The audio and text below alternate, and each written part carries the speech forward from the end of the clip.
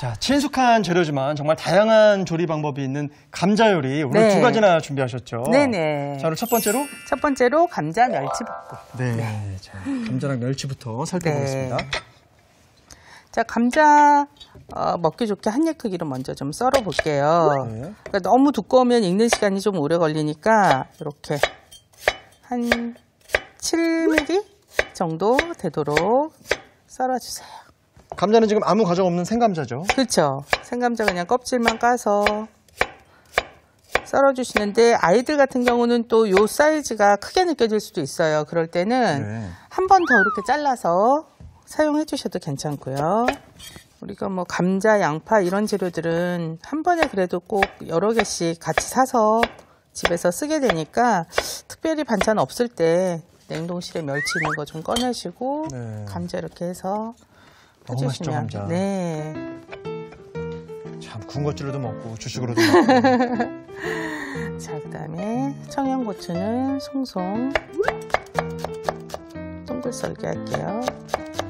매콤한 조리 방법입니다. 네, 근데 만약에 아이들 같은 경우에 매워서 청양고추 별로 안 좋아하거나 하면은 그냥 풋고추 넣어주셔도 되고 생략하셔도 괜찮아요. 네. 자, 그럼 이제 재료 준비는 이렇게 끝났고요. 감자에 이제 양념장을 한번 만들어 보도록 할게요. 자, 간장이 이제 주 양념이 되거든요. 간장, 그다음에 설탕 넣어주시고, 보통 이제 한식에서 쓰는 양념이에요. 파, 마늘, 그리고 참기름. 섞어주시는데 오늘은 여기에 물을 좀 넣어주도록 할게요. 왜냐하면 감자가 그냥 기름으로만 이제 익히면 속까지 안 익는 경우가 많잖아요. 그래서 네. 물을 같이 좀 넣어서 익혀줄 거거든요. 이 감자볶음이 참 친숙하게 많이 보는 반찬 중에 하나인데 네. 실제로 해 먹어보면 좀 어렵더라고요. 생각처럼 또 이렇게 쉽지는 않죠.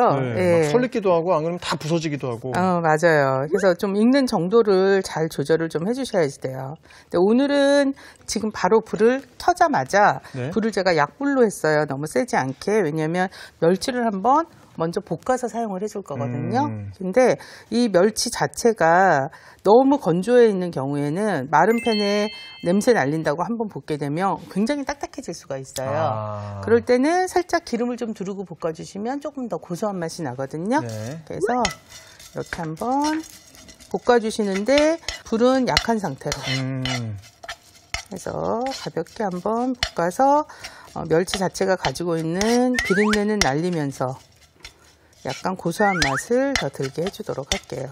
네. 그러면서 겉에 이제 기름 코팅이 한번 되기 때문에 이 바삭한 맛이 오랫동안 유지가 돼요. 네. 나중에 감자를 졸이고 나면 감자 자체에서도 어느 정도 수분감이 있게 되는데 이렇게 한번 볶아서 사용을 하기 때문에 그 수분감이 멸치까지 전이가 되지를 않고 멸치는 멸치대로 좀 바삭한 느낌이 그대로 살아있고 네. 감자는 감자대로 촉촉하게 드실 수가 있거든요. 너무 오래 볶으실 필요는 없고 이렇게 볶다 보면 멸치 냄새가 나는데 라고 느껴질 때가 있어요. 네. 이게 멸치의 비린내가 내 코를 거쳐서 날아가는 거예요. 그러면 냄새가 어느 정도 빠졌구나 생각하고 덜어주시면 되죠. 그래서 멸치 담아놨던 그릇에 제가 다시 담도록 할게요. 그러면 이 멸치를 덜어내고 여기에 이제 감자를 볶아주도록 할게요. 자, 그럼 약간만 더 둘러주시고 자, 이제는 감자를 넣어주세요.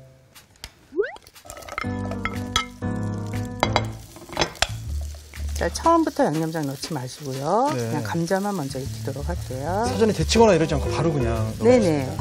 지금 감자를 이제 볶기 전에도 아까 만들어 놓은 양념장을 처음부터 같이 넣고 볶는 방법도 있고 지금 네. 제가 하는 것처럼 먼저 감자를 어느 정도 익힌 다음에 양념장을 넣는 방법도 있잖아요.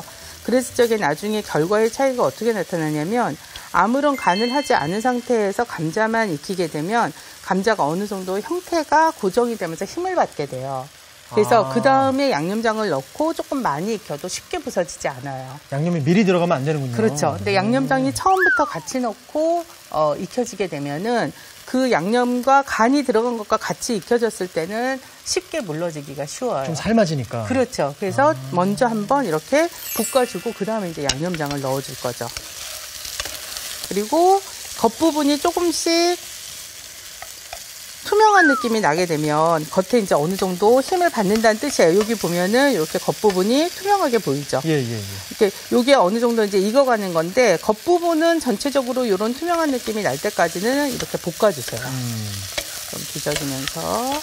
그래서 겉이 약간 투명한 느낌이 돌면서 어느 정도 형태가 좀 잡히는 상태가 되면은 이때 양념장을 아까 물도 같이 넣었잖아요. 네. 그래서 이 물이 없어질 때까지 익혀줄 거거든요. 그래서 같이 넣고 익혀주세요. 와. 그래서 거의 물기가 없어지고 감자가 익을 때까지 이 상태에서 이제 조리듯이 볶아주시는 거죠. 오. 맛있는 간장 냄새가 간장 향이 이야. 맛이 나고. 근데 오. 만약에 하다 보면은 뭐 두께에 따라서 국물은 다 없어졌는데 감자가 덜 익은 경우가 또 있을 수 있잖아요. 그렇겠네요. 그럴 네. 때는 어떻게 하실래요? 그럴 때요? 네.